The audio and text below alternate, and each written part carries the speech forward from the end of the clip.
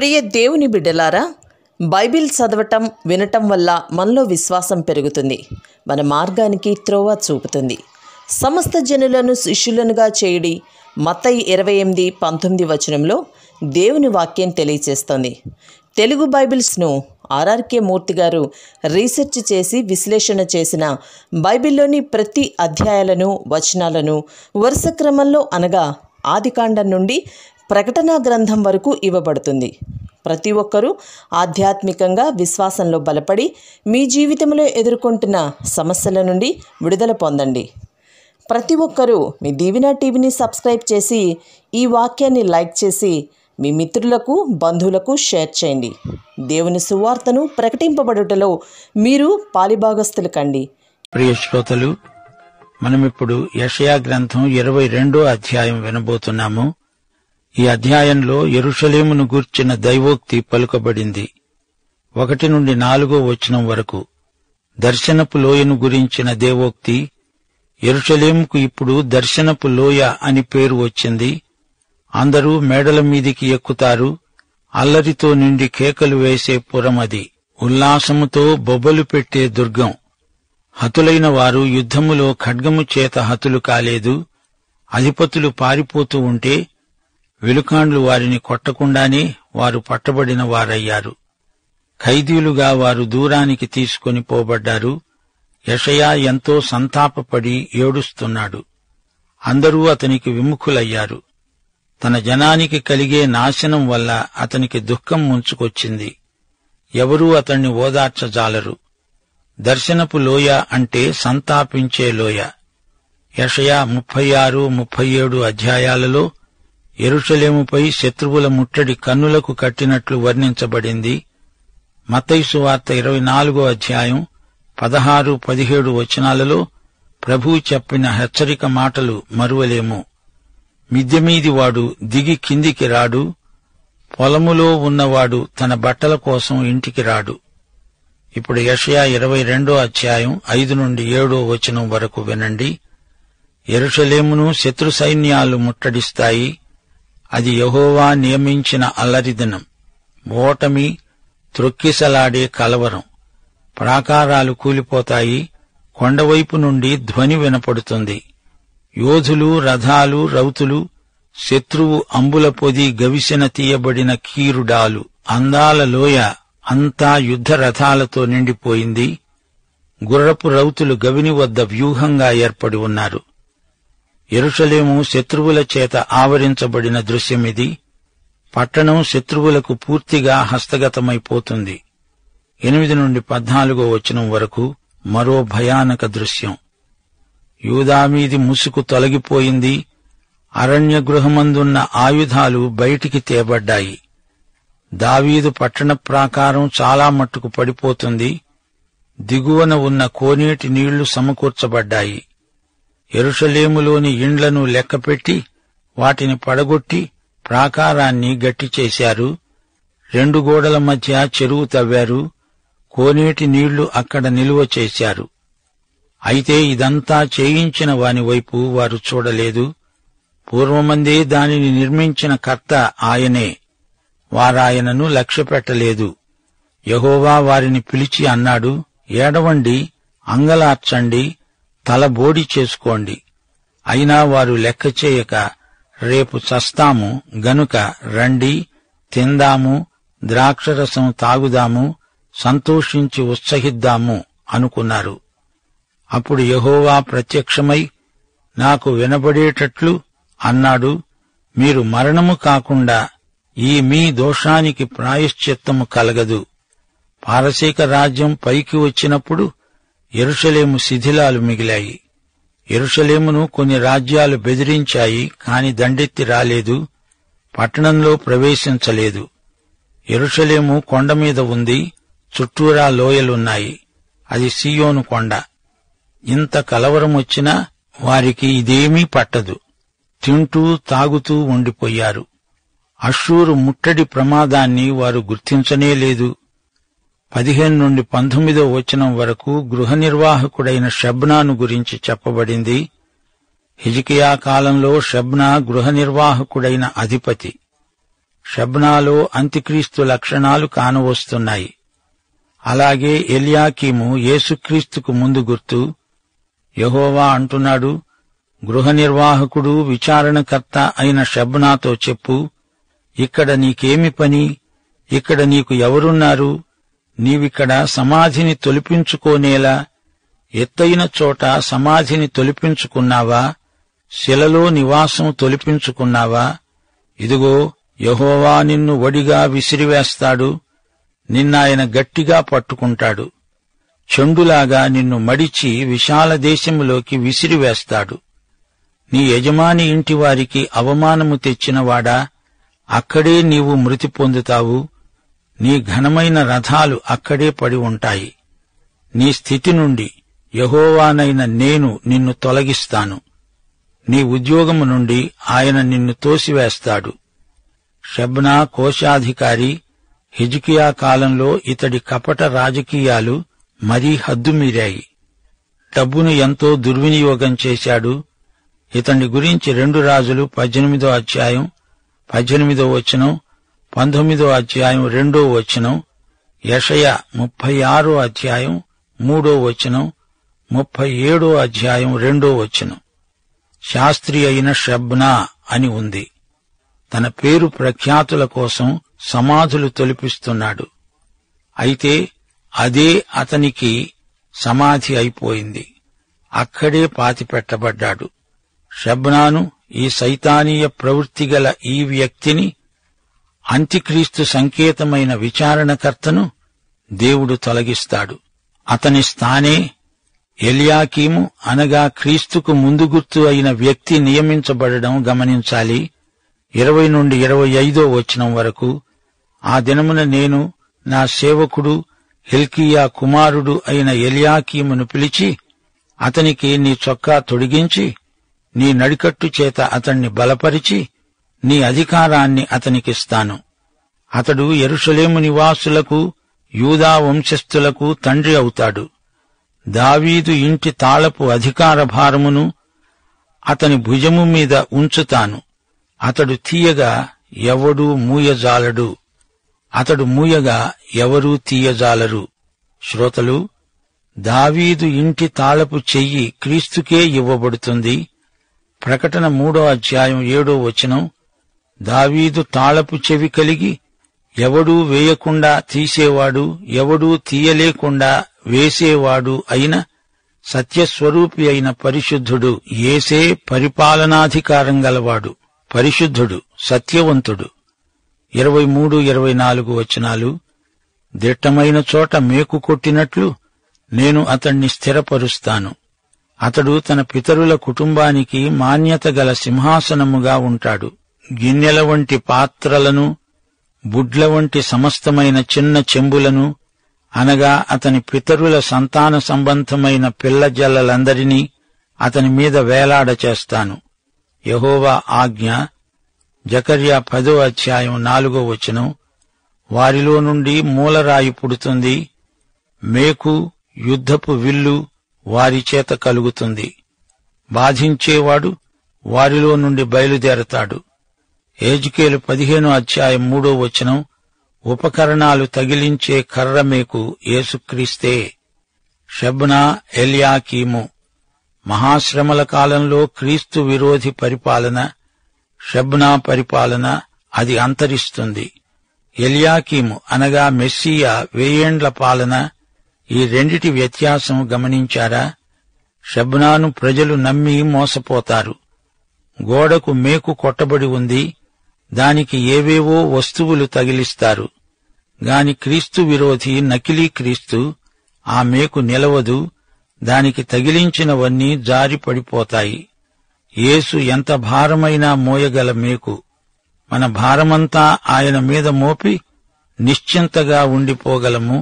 సోదరీ సోదరులారా, ఇప్పుడు మనం యెషయా 23వ అధ్యాయంలోకి వచ్చాము. ఈ అధ్యాయంలో తూరు రాజును గురించిన తీర్పు, దైవోక్తి పలుకబడింది.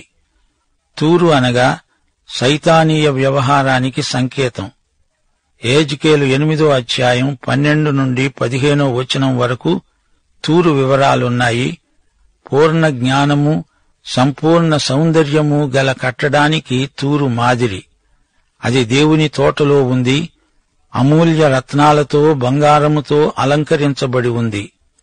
పిల్లన గ్రోవులు వాయించేవారు అందులో ఉన్నారు. అభిషేకము నొందిన కెరూబు అదొక ఆశ్రయముగా నియమించబడింది. కాలి రాళ్ల మధ్య సంచరించింది, నియమించబడింది మొదలుకొని పాపము దానిలో కనపడే రోజు వరకు ప్రవర్తన విషయములో యథార్థవంతుడే. తూరు రాజు, వ్యాపార సరళి అంతా సైతానీయమే. ఫెనీకే సముద్ర తీరాన వాణిజ్యానికి పేరెన్నికగన్న కేంద్రం తూరు.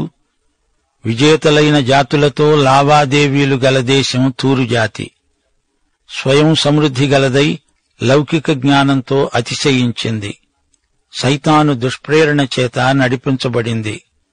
నెబుకద్నెజరు అంతటివాడే 12 సంవత్సరాలు ముట్టడించినా తూరును వశపరుచుకోలేకపోయాడు. క్రీస్తుపూర్వం 332లో అలెగ్జాండరు తూరును జయించాడు. జకర్యా 9వ అధ్యాయం 2 నుండి 4వ వచనం వరకు జ్ఞాన సమృద్ధి గల తూరు సీదోనులు, తూరు ప్రాకారము గల కోట, వెండి బంగారము సమృద్ధిగా సంపాదించుకున్నది. ఈ తూరు మీదికి దేవుని తీర్పు రానే వచ్చింది. యెషయా ఈ తూరు తీరును గురించి, దాని పతనాన్ని గురించి ప్రవచిస్తున్నాడు. 23వ అధ్యాయం 1 నుండి 7వ వచనం వరకు తూరును గురించిన దైవోక్తి తీర్పు. తర్షీషు ఓడలారా, అంగలార్చండి, తూరు పాడైపోయింది. ఇల్లు లేదు, ప్రవేశ మార్గం లేదు. కిత్తీయుల దేశం నుండి ఈ వార్త వెల్లడైంది. సముద్ర తీరవాసులారా, అంగలార్చండి. సీదోను వర్తకులు తమ సరుకులతో నిన్ను నింపివేశారు. షీహోరు నదీ ధాన్యము, నైలు నది పంట. తూరు వల్ల మంచి లాభసాటి వ్యాపారం. సీదోను సముద్ర దుర్గం, ప్రసవ వేదన పడలేదు, పిల్లలు కనలేదు, యువతీ యువకులను పోషించలేదు, కన్యకలను పెంచలేదు. ఈజిప్టు వారిది విని దుఃఖిస్తారు. తర్షీషుకు సముద్ర తీరవాసులకు సంతోషము కలుగజేసిన పట్టణమిదేనా? ఇదేనా ప్రాచీన కాల పట్టణం? దూర ప్రయాణాలు చేసి వలసపోయిన దేశమా ఇది? తూరు సీదోనుల మధ్య దూరం 50 కిలోమీటర్లు. ఫెనీకీయులకు ఈ జంట నగరాలు ఎంతో విలువైనవి. గమనించండి, తూరు మాత్రమే నిర్మూలమైపోయింది గాని సీదోను ఇంకా నిలిచి ఉంది. ఇక్కడ పెట్రోలు సమృద్ధిగా దొరుకుతుంది. షీహోరు అంటే నలుపు అని అర్థం. నైలు నదికి తూర్పున ఉన్న నగరమిది. దీన్ని బట్టి ఈజిప్టు లాభం గడించింది. తూరును సీదోను కుమార్తె అంటారు. తూరు పతనంతో ఈజిప్టు దెబ్బతిన్నది. నెబుకద్నెజరు తూరును పూర్తిగా ధ్వంసం చేశాడు.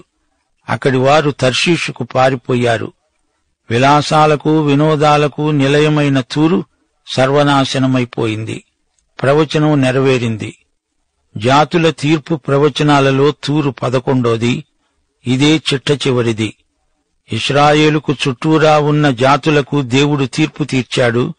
8 నుండి 12వ వచనం వరకు తూరు గర్వం వర్ణించబడింది. తూరు ఇతర జాతులకు కిరీటాలు పెట్టింది. అందలి వర్తకులు, వ్యాపారులు రాజసమానులు, ఘనులు. దాని సర్వ సౌందర్య గర్వాతిశయాన్ని యెహోవా నాశనం చేయడానికి సంకల్పించాడు. సర్వఘనులు అవమానం పాలయ్యారు. తర్షీషు కుమారి నడికట్టు తెగిపోయింది. యెహోవా చెయ్యి చాచాడు. రాజ్యాలు కంపించాయి. కనాను కోటలు నాశనమైపోయాయి. సీదోను కన్యక చెరపబడింది.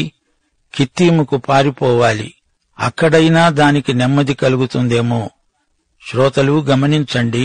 7వ వచనంలో తూరు సంతోష నగరం, 8వ వచనంలో తూరు కిరీటాల దేశం, 11వ వచనంలో తూరు సముద్ర వ్యాపారంలో మేటి. కిత్తీముకైనా పారిపో. కిత్తీము అంటే సైప్రస్. తూరు పతనమైపోయిన 70 సంవత్సరాలకు తిరిగి కోలుకుంటుంది. ఇది ప్రవచనం. రాజ్యయుగంలో ఇది తిరిగి తలెత్తుకుంటుంది. యెహెజ్కేలు గ్రంథం 26, 27 అధ్యాయాలలో ఈ సంగతి వివరంగా చెప్పబడింది. యెషయా 23వ అధ్యాయం 13వ వచనం నుండి అష్షూరీయుల, కల్దీయుల దేశాన్ని అడవి మృగాలకు నివాసంగా చేశారు. నగరులు పడగొట్టారు, కోటలు కట్టారు. 70 సంవత్సరాల తరువాత మరువబడిన వేశ్య తిరిగి సితారా పట్టుకుని పట్టణాలలో తిరుగుతుంది, కీర్తనలు పాడుతుంది. 70 సంవత్సరాల తరువాత యెహోవా తూరును దర్శిస్తాడు, తిరిగి వ్యాపారం జరుగుతుంది. యెహోవా సన్నిధిలోని వారికి తృప్తిగా భోజనం లభిస్తుంది, ప్రశస్త వస్త్రాలు దొరుకుతాయి, పట్టణపు లాభం వారికి ఆధారమవుతుంది. ప్రియ శ్రోతలు, ఇప్పుడు సంగ్రహంగా 11 జాతుల తీర్పు దైవోక్తి వినండి. 1 బబులోను, అనగా అబద్ధ మత వ్యవస్థల ధోరణి, విగ్రహారాధన అనగా ధనాపేక్ష ఈ కోవలోకి వస్తుంది. లౌకిక సుఖభోగాలను గురించిన విపరీత వాంఛ బబులోను మనస్తత్వమే. 2 పాలస్తీనా, సత్యమార్గం అపసవ్య ధోరణికి దిగజారిపోయింది. నేటి సంఘాలలో కొన్ని ఆచారాలకు మాత్రమే పరిమితమైపోయాయి. క్రమంగా అపుస్తలిక విశ్వాస ప్రమాణాలు చెబుతారు, ప్రభువు నేర్పిన ప్రార్థన దశాజ్ఞలు వల్లిస్తారు గాని దేవుని వాక్య ప్రమాణాన్ని పాటించరు. గతకాలపు ఉజ్జీవానికి ఈ మతాచారవాదుల ధోరణి కేవలం విరుద్ధం. 3 మోయాబు, ఈ మనస్తత్వం నామకార్థ మత ప్రవర్తన, పైకి భక్తి గలవారి వలె ఉండి దాని శక్తిని ఆశ్రయించని వారు. బబులోను, పాలస్తీనా, మోయాబు మనస్తత్వాలు నాటి నుండి నేటి వరకు కొనసాగుతూనే ఉన్నాయి. 4 దమస్కు, ఇది రాజీ మనస్తత్వం. ఈ రోజున సంఘానికి లోకానికి మధ్య ఉన్న అపవిత్ర స్నేహానికి దమస్కు మనస్తత్వం ప్రతీక. సంఘం లోకంతో రాజీ పడుతోంది. సత్యానికి కట్టుబడి సత్యం కోసం స్థిరంగా నిలిచే సంఘాలకు జేజేలు. 5 ఇథోపియా, ఇది మిషను ఉద్యమానికి అనగా ప్రేషితోద్యమానికి ప్రతీక. వాక్యాన్ని దూర ప్రదేశాలకు పంపించటంలో ఉద్యమ స్ఫూర్తి గల మనస్తత్వం ఇథోపియా. ఈ ఉద్యమంలో నేడు ఉజ్జీవం రావాలి. 6 ఈజిప్టు అనగా లోకం, లోకాశలు, దీనికి దేవుని బిడ్డలు దూరంగా ఉండాలి. అబ్రాహాము అందులోకి వెళ్లి శోధనలకు గురి అయ్యాడు. లోకాన్ని, అందులో ఉన్నదాన్ని ప్రేమించకూడదు. 7 పారసీకం, ఇది బబులోను లాంటిదే. విలాస సుఖభోగాలను మరిగిన వారు పతనం దిశగా పయనిస్తారు. 8 ఎదోము, ఇది కేవలం శరీరానుసారమైన మనస్సు.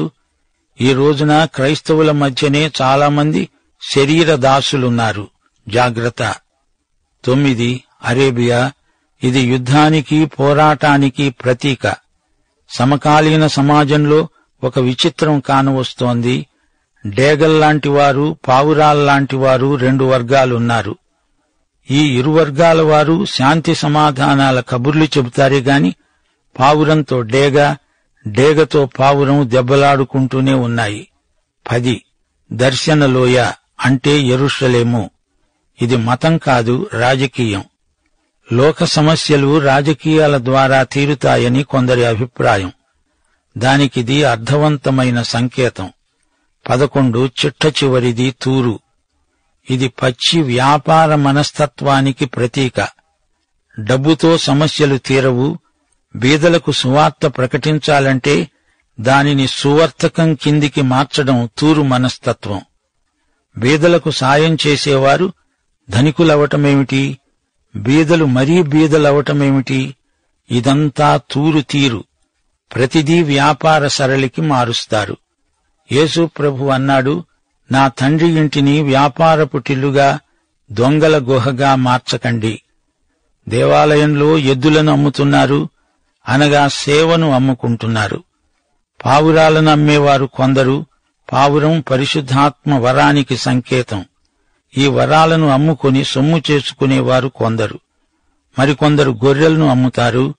గొర్రె యేసు ప్రభువుకు సంకేతం.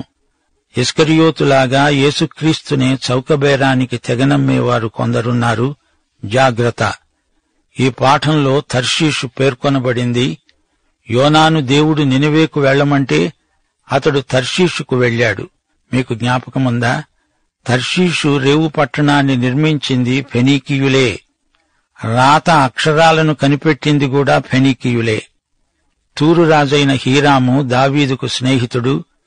యెహెజ్కేలు 26వ అధ్యాయంలోని తూరు ప్రవచనం అక్షరాల నెరవేరింది. బబులోను వచ్చి తూరును ధ్వంసం చేస్తుంది అని దేవుడు ప్రవచనం పలికించాడు. యూదాలాగే తూరు కూడా 70 సంవత్సరాల చెర అనుభవించాలి. ఆ తరువాత తూరు పునర్నిర్మాణమైంది. ఆ తరువాత అలెగ్జాండరు ప్రాచీన తూరును నామరూపాలు లేకుండా చేశాడు. దేవుని అమూల్య ప్రవచనాలను బట్టి దేవునికి స్తోత్రం. చరిత్ర నేర్పే పాఠాలు బహుళార్థ సాధకమైనవి. అష్షూరు 70 సంవత్సరాల పాటు తూరు సీదోనులకు ఆర్థిక సంక్షోభం, ప్రతిష్టంభన కలిగించింది. ఆ తరువాత తూరు సీదోనులు తిరిగి లేచాయి. అయినా దేవాలయ నిర్మాణానికి తూరు పరోక్షంగా ఎంతో సాయపడింది. రాజ్యాలు, వాటి ఆర్థిక వ్యవస్థ అంతా దేవుని చేతిలోనే ఉంది. ఈ పాఠం మనం నేర్చుకోవాలనే దేవుడు వీటిని మన కోసం రాయించాడు. శ్రోతలు, ఈ పాఠంలో 22వ అధ్యాయం 12 నుండి 14వ వచనం వరకు జాతీయ ఉపద్రవం పేర్కొనబడింది. దేవుడు అందరినీ తమ పాపాల కోసం పశ్చాత్తాపపడి శోకించాలని ఆజ్ఞాపిస్తూ ఉంటే, ఏమీ శ్రద్ధ చూపకుండా సంబరాలు చేసుకుంటూ ఉంటే అట్టి వైఖరిని దేవుడు ఎంత ఘాటుగా విమర్శించాడో విన్నారు గదా. అన్యాయస్థుడైన గృహ నిర్వాహకుని ఉపమానం ప్రభువే లూకాసు వార్త 16వ అధ్యాయంలో చెప్పాడు. షెబ్నా అలాంటివాడే. షెబ్నా తలంపులే రాజుకు తలవంపులు తెచ్చేవిగా ఉన్నాయి. అతని జీవిత విధానమే అభ్యంతరకరమైంది. తన పదవిని దుర్వినియోగం చేశాడు. అతడు రాజును ప్రజలను కాదు, తనను తానే సేవించుకున్నాడు. అతనికి 2 శిక్షలను దేవుడు సిద్ధం చేశాడు. అతని పదవి ఎల్యాకీముకు దక్కింది. ఎల్యాకీము అనే పేరుకు అర్థం దేవుడే స్థిరపరుస్తాడు.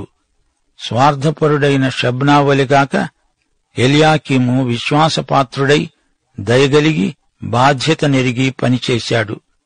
రాజు భవన కార్యనిర్వాహకుడుగా ఎల్యాకీము గొప్ప అధికారి అవుతాడు. దావీదు సింహాసనాన్ని పొంది కేవలం రాజభవనం మీదే కాదు, ప్రపంచమంతటి మీద ఎదురులేని అధికారాన్ని చలాయించే యేసు ప్రభువుకు ఎల్యాకీము సాదృశ్యం. పాఠం సమాప్తం. ప్రభు అయిన యేసుక్రీస్తు వారి దివ్యకృప, తండ్రి అయిన దేవుని పరమ ప్రేమ, పరిశుద్ధాత్మ యొక్క అన్యోన్య సహవాసము, సమాధానము మనకందరికీ సదాకాలము తోడై ఉండునుగాక. ఆమేన్.